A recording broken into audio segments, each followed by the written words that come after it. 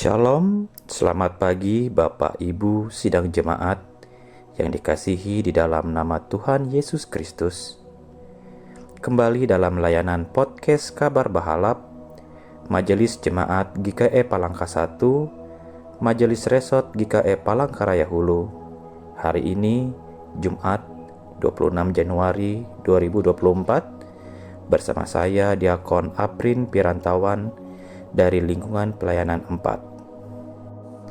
Adapun pembacaan dan renungan untuk kita pada pagi hari ini terambil dari Ulangan 12 ayat 29 sampai 32 dengan tema menaati perintah Tuhan. Sebelum membaca dan merenungkan firman Tuhan, mari kita berdoa. Bapa kami yang ada di surga, Allah yang kami puji dan sembah di dalam nama Tuhan Yesus Kristus, pagi ini kami datang ke tatamu yang kudus untuk mengucap syukur dan terima kasih atas berkat yang telah Kau beri kepada kami pada pagi hari ini. Terima kasih Bapa atas hari baru yang indah ini. Terima kasih atas perlindungan-Mu sepanjang malam dalam tidur kami. Terima kasih atas napas baru yang Kau berikan di pagi hari ini, sehingga kami boleh bangun dalam keadaan yang segar, tanpa kekurangan suatu apapun. Semua itu karena kasih-Mu yang begitu besar kepada kami. Bapa, sebentar kami akan membaca dan merenungkan firman-Mu.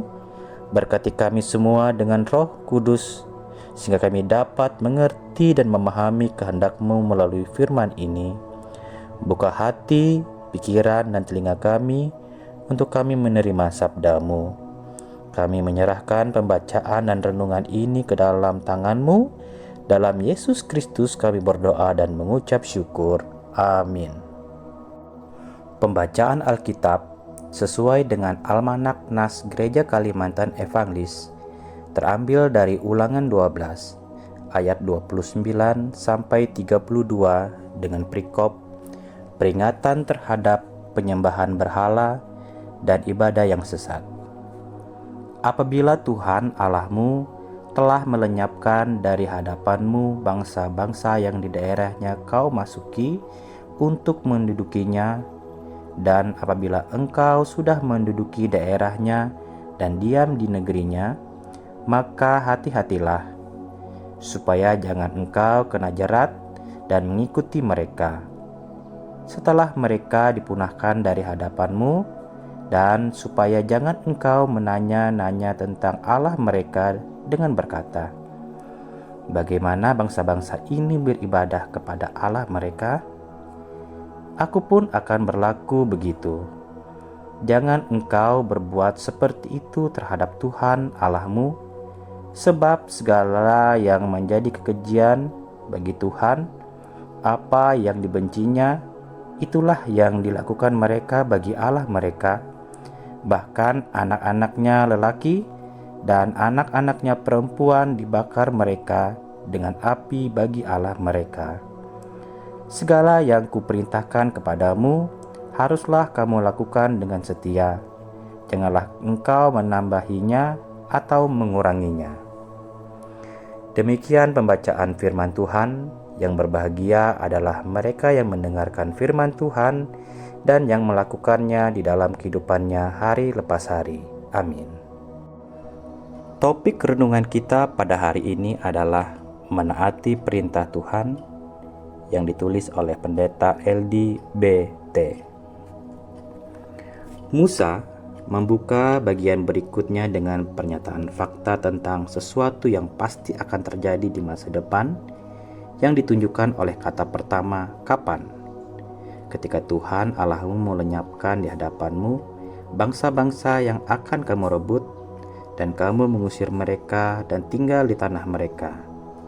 Artinya, apa yang dikatakan di sini tentang perampasan tanah Israel dijamin akan terjadi. Terjadilah bahwa Tuhan akan melenyapkan bangsa-bangsa di hadapan bangsa Israel. Kata kerja terpotong dalam konteks ini berarti membinasakan. Tuhan penguasa adalah Dia yang akan menghancurkan bangsa Kanaan untuk memberikan ruang bagi pengikutnya.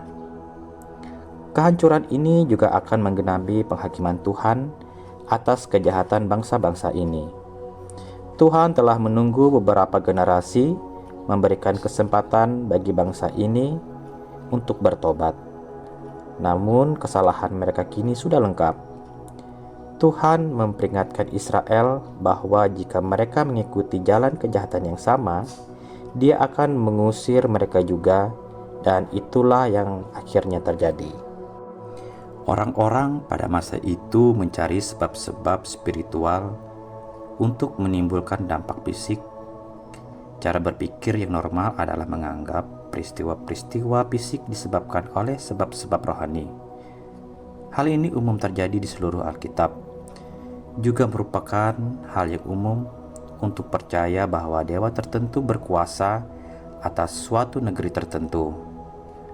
Hal ini mempunyai dasar kebenaran, seperti yang terlihat dalam kitab Daniel, di mana Mikael, salah satu pangeran utama Tuhan, melawan musuh, makhluk spiritual yang disebut pangeran kerajaan Persia. Yang tidak benar adalah gagasan bahwa dewa-dewa yang terbuat dari kayu atau batu itu nyata, atau bahwa roh-roh jahat di balik dewa-dewa ini mempunyai kedaulatan atas tanah. Kedaulatan itu hanya milik Tuhan Yang Maha Esa. Orang-orang diperingatkan untuk tidak mencari dewa-dewa di negeri itu, demi mendapatkan keuntungan transaksi yang menjanjikan. Hal ini mencerminkan peringatan dalam Amsal untuk menghindari kejahatan dengan tidak pernah mengambil langkah pertama ke arah tersebut. Kita juga akan tergoda untuk memasukkan praktik dan ritual kafir ke dalam ibadah kepada Tuhan. Sebaliknya, Musa mengatakan kepada bangsa itu bahwa mereka tidak boleh berperilaku seperti itu terhadap Tuhan Allahmu, karena setiap perbuatan keji yang dibenci Tuhan telah mereka lakukan terhadap dewa-dewa mereka. Praktik-praktik kafir ini tidak mendapat tempat dalam ibadat kepada Allah yang benar. Perintah Tuhan untuk mengasihi sesamamu seperti dirimu sendiri tidak bisa dicampur adukan dengan sedikit pun pelecehan, kebohongan, atau pencurian harta benda. Pilihannya adalah biner. Itu salah satunya. Apa yang keji adalah menjijikan terhadap kekudusan Tuhan dan dapat merusak kesucian manusia dalam beribadah kepada Tuhan. Masing-masing dari tindakan keji hanya mementingkan kepentingan diri sendiri. Mereka berakar pada upaya mencari kekuasaan untuk mengendalikan kehidupan atau mengeksploitasi orang lain demi kesenangan semata. Perbuatan keji ini merupakan kebalikan dari mengasihi Tuhan dan mengasihi sesama. Ini berarti mengklaim ketuhanan dan mengeksploitasi orang lain. Tuhan menganggap tindakan ini keji. Hal-hal tersebut jelas menyebabkan kesengsaraan dan penderitaan manusia.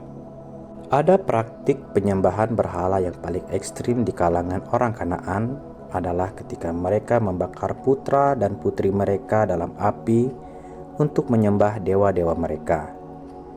Orang Kanaan akan mengorbankan anak-anak mereka untuk menenangkan para dewa dan mendapatkan apa yang mereka inginkan. Eksploitasi terbesar adalah mengorbankan nyawa orang lain demi mendapatkan apa yang Anda inginkan. Pepatah mengatakan, tidak ada penderitaan orang lain yang tidak dapat saya tanggung. Adalah suatu hal yang lucu karena kita tahu bahwa ini adalah cara hidup yang sakit. Namun, pengorbanan manusia merupakan perpanjangan pepatah ini yang ekstrim dan menyakitkan. Praktik pengorbanan anak adalah hal yang umum di timur dekat kuno, khususnya di Kanaan. Menariknya, Musa mengawali dan mengakhiri pasal ini dengan peringatan keras agar tidak membiarkan sisa-sisa paganisme ada di negeri tempat tinggalnya Tuhan Yang Maha Esa. Hal ini selaras dengan perintah pertama dari 10 perintah Allah. Tuhan tidak ingin segala sesuatu yang berhubungan dengan praktik penyembahan berhala diidentikan dengannya atau penyembahan kepadanya. Demikian pembacaan renungan untuk kita pagi hari ini. Tuhan Yesus memberkati. Mari kita berdoa. Bapa kami yang ada di surga, kami mengucap syukur atas pembacaan dan renungan yang boleh kami dengar pada pagi hari ini. Biarlah firman yang telah kami dengar ini dapat menguatkan kami dalam menjalani kehidupan kami sehari-hari. Engkau telah membimbing dan mengingatkan kami, Tuhan, untuk selalu menaati perintah Tuhan di dalam kehidupan ini. Ajar kami untuk menjadi pribadi yang lebih baik dalam penyertaan-Mu. Terima kasih Tuhan. Di dalam Yesus Kristus kami berdoa dan mengucap syukur. Amin. Demikian layanan podcast untuk kita pagi hari ini. Jangan lupa like, komen, dan subscribe layanan podcast ini. Tuhan Yesus memberkati.